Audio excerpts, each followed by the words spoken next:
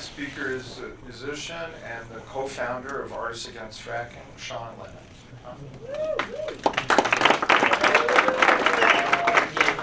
Yeah, my name's Sean Lennon, and my mother and I started a coalition called Artists Against Fracking recently. We're here today to urge Governor Cuomo to,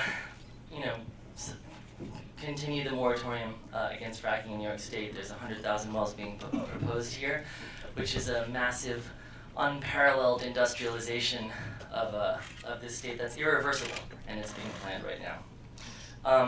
Fracking is inherently dirty and dangerous.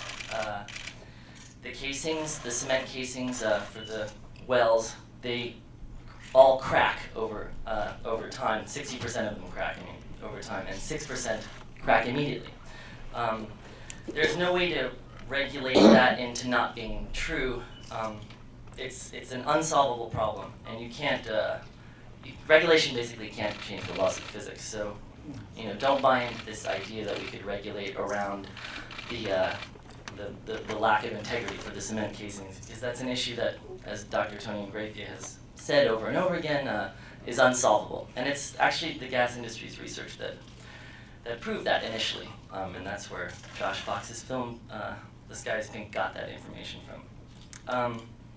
What is leaking potentially is a toxic cocktail of over 600 potential chemicals and hydrocarbons like benzene and methane itself. Obviously, that's what they're drilling for.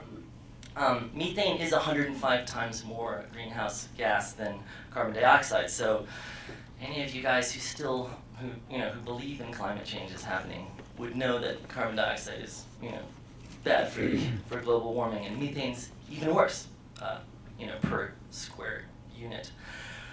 Don't believe ANGA's $80 million ad campaign that's just been whitewashing the media, saying that it's safe and it's clean energy, and they hired the same PR firm that told us that cigarettes were safe in the 50s, Hill and Knowlton, and it's the same kind of campaign that the corporations have the data and have done the research themselves that show that it's unhealthy, and so they know that, and that's why they're spending so much money on a campaign of disinformation, and it's really sadly true. You can't study the effects of 100,000 wells by studying like 5 or 6 wells over a couple months. It's just not possible. It's like trying to study the effects of a hurricane by measuring a breeze. The laws of physics and exponential math, it just doesn't add up. Fracking threatens New York State's drinking water. We all know that we have the best in America at this point.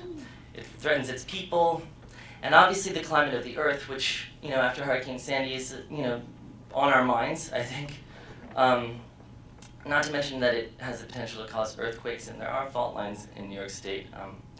But that's just a side note. But that information was published by the New York Times and Scientific American, so it's not just heebie-jeebie hippie nonsense.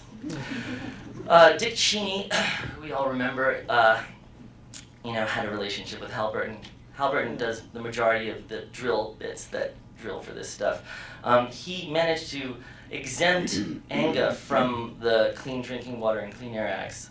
So even if we do regulate it, they don't have to qualify under the regulations that protect our air and drinking water. So it's sort of a flawed system when they're exempt from the very acts that are supposed to protect our health, fundamental health.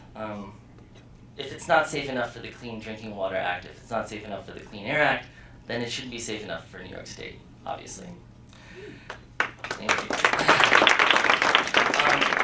A lot of people don't realize that the Earth's second largest carbon reserves are in the shale rock, which is where the shale gas, from whence the shale gas comes. And so, releasing the methane and the carbon from the shale rock is really just, playing Russian roulette with the climate, which we've been doing for quite some time, but we might want to stop. Obviously, NASA just released the biggest study on climate change ever run by Dr. Hansen, and it's kind of undeniable, and obviously Sandy, again, has proven to us that things are kind of different, and snow in Jerusalem, the extreme weather, it's happening, and we can't afford to release more methane and carbon dioxide. We have to get onto a renewable, safe energy path like Germany, for instance, they are already doing 30% renewables, and in Bavaria, which is sort of the largest state of Germany, they are 80%, I believe. David may correct me on that stat, but it's something like that. And that's wind and solar, a combination of those things. And remember, their latitude is further north than New York State, so if they can do solar, we can do it.